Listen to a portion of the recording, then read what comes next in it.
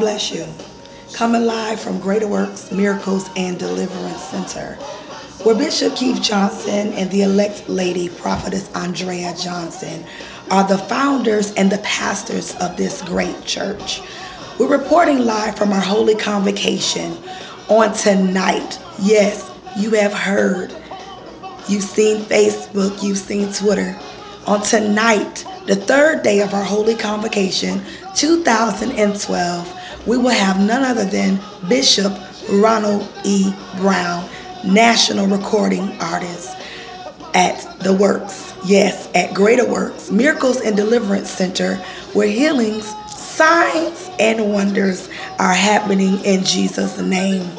Tonight, 8 o'clock. Don't miss a move of God like this. Heist up your windows. Open up your doors. Let them come in. Won't you let them come in tonight? Greater Works, 8 o'clock, 866 West Golden Street. God bless you. I'm Elder Nelson reporting live for you. Amen.